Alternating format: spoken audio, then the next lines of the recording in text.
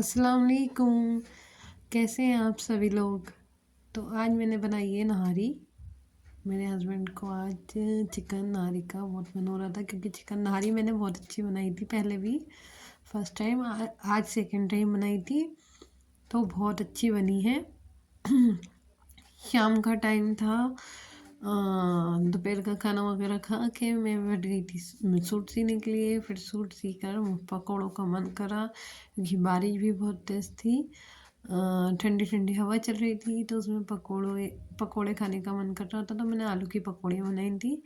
लेकिन मेरे जो हस्बैंड हैं उनको प्याज की पकौड़ियाँ अच्छी लगती हैं, तो मैं उनके लिए प्याज की पकौड़ियाँ ही तलती हूँ।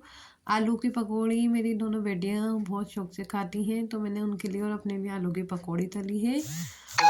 और बच्चों के अपने शौहर के लिए प्याज की पकौड़ियाँ तली हैं। लेकिन प्याज की पकौड़ियाँ भी मुझे बहुत पसंद है, तो मैं दोनों ही खाती हूँ। मेरे हस्बैंड जो है वो आलू की पकौड़ी नहीं खाते, और बच्चे आलू की पकौड़ी खाते हैं, तो उनकी फरमाइश के हिसाब से दोनों के लिए अलग अलग चीज़ें फ्राई करी हैं।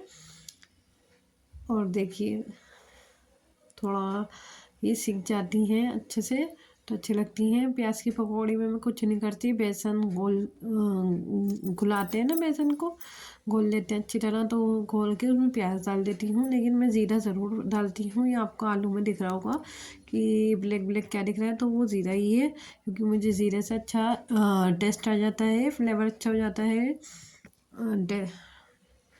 और ये थे इस्माइल, जो मेरी बहन है ना, वो लेकर गई थी। इसमें मैं बच्चों को बाहर का खाना तो खिलाती नहीं हूँ, लेकिन फिर भी वो देख कर चली गई।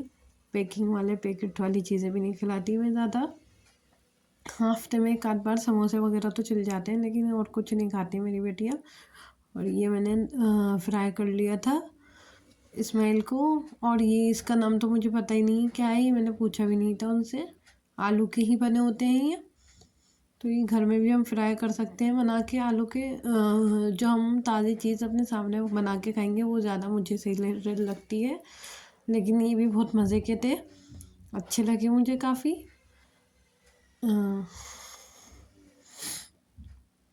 तो गाइस, नज़ला ज़ुकाम चल रहा है ठंड के मौसम में, और शादियां भी चल रही हैं साथ साथ।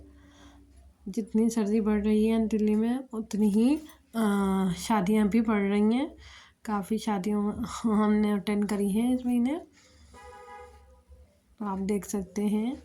ये आलू और प्याज के पकौड़े की प्लेट में मैं लेकर आ गई थी, और चाय के साथ हमने ये सब खाए। और फिर खा के मैं मशीन पे फिर आके बैठ गई। तो यहाँ मैंने ये गला बनाया था।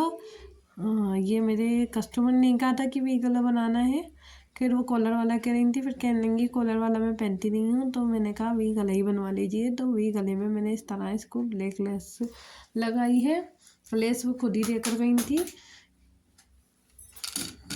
तो ये मुझे एक ही साइड लगानी थी लेस। तो एक साइड किस तरह हम लगा सकते हैं, तो वो आप ज़रूर देखिए। यहाँ मैंने करके घुमा के मशीन, फिर दूसरी साइड भी मैं ये सिलाई लगा लूँगी।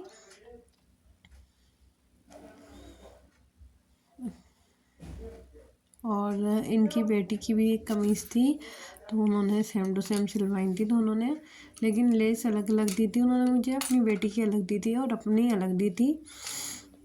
तो यहाँ मैं उनके देखिए, ये मैंने एक तरफ तो हाफ लेस लगाई वी तक, जहाँ तक वी बना हुआ है, लेकिन ये मैं लंबी करके बनाऊँगी। बल आते हैं इसमें, क्योंकि ये वेलवेट बहुत मोटी वाली वेलवेट थी, तो ये प्रेस से सही करनी होती है।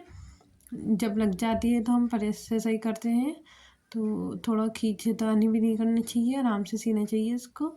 और ये लेस ऐसी थी कि अकड़ रही थी इस पर, कपड़े पे कपड़ा भी अकड़ रहा था, क्योंकि ये ना वेलवेट बहुत मोटी वाली थी, तो लेस काफ़ी मुश्किल से लग रही थी। यहाँ मैंने वी बनते ही इसको सीधा करके लेस को बिल्कुल चौक का निशान लगा रखा था, बिल्कुल बीच में ही सेट करके लगाई है मैंने। ये सेट हम वहीं से करते हैं, जब हमारी वी ख़त्म हो रही होती है, तो वहाँ हम सुई को नीचे की तरफ रोकते हैं, और उसके बाद लेस सेट करके बीच में की तरफ फिर हम इस सिलाई को लगाते हैं। तो आप देख सकते हैं ये मैं दूसरी सिलाई लगा लूँगी। अब कपड़ा बीच बीच में से हटाते रहना है, क्योंकि मोटा कपड़ा है वो है तो वो तो आएंगी ही, लेकिन बीच बीच में से कपड़ा भी हटाते रहना है और थोड़ी खींच के सिलाई लगानी है। तो ये मैंने वी गले पे इस तरह से लेस लगा ली है। कभी भी आपको इस तरह से लेस लगानी हो, अच्छा डिज़ाइन भी लगता है तो लगा सकते हैं, या आपको नहीं आती है सिलाई इस तो किसी से जिससे भी आप सिलवाते हैं वैसे लगा सकते हैं। तो ये इस ब्लैक कलर की लेस काफ़ी अच्छी लग रही थी येलो कलर पे, तो उन्होंने पूरा येलो कलर का ही सूट सिलवाया था, पजामा भी और कुर्ती भी। और ये इनकी बेटी की थी, इन्होंने यहाँ पर दी थी चिकन की लेस जो होती है ना, ये वाली चिकन की लेस थी और वो थोड़ी फैंसी में थी, तो ये चिकन की लेस थी। इसी तरह मैं लगा दूँगी वी गला। खैर उन्होंने कहा नहीं था, उन्होंने कहा था कि अपने हिसाब से बना देना, लेकिन मैंने कहा मैंने यही सोचा कि नहीं, बेटी की भी उन्हीं की तरह बना देती हूँ। तो मुझे मेरे वो उनको पसंद आ जाती है लेस लगी हुई या कुछ भी वो लगवाती हैं, ज़्यादातर वो डिज़ाइन ही करवाती हैं। कम आती हैं कपड़े देने के लिए, लेकिन जब भी आती हैं डिज़ाइन ही कपड़े चाहिए होते हैं उनको। रेडीमेड चल गए हैं, रेडीमेड का फैशन चल गया है तो वो रेडीमेड ज़्यादा पहनती हैं। जब उनको कोई डिज़ाइनर कपड़े पहनने होते हैं तो डिज़ाइन करवाने के लिए मेरे पास सिलने के लिए लेकर आ जाती हैं। तो यहाँ भी मैंने जहाँ तक भी ख़त्म हो रही थी वहाँ तक मैंने ये लेस लगा दी थी। अब मैंने दूसरी तरफ ये लेस लगा दूँगी। मैंने अपने कस्टमर तो ज़्यादा नहीं लगा रखे हैं, लेकिन आगे मुझे काम बढ़ाना है तो मैं लगाऊंगी। ये मैंने बड़ी मशीन तो लगा ही ली थी, तो आप देख सकते हैं ये बड़ी मशीन पे मैं काम कर रही हूँ। मुझे कोई इतनी परेशानी नहीं हुई, पहले मुझे लगा बहुत तेज़ चल रही है बड़ी मशीन, तो मैंने ट्राई करा खाली सिर्फ खाली में ही चला कर देखा ही, अपनी स्पीड को सही करा। तो उसके बाद मैंने जब एक सूट सिया तो काफ़ी अच्छे से सूट निकल गया था मेरा।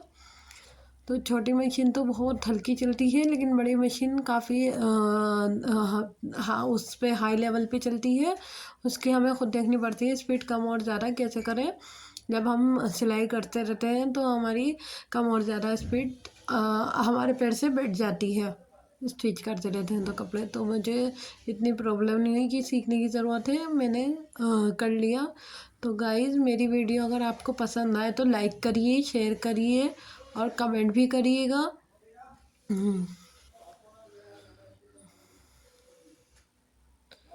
अल्लाह हाफिज़ दोस्तों।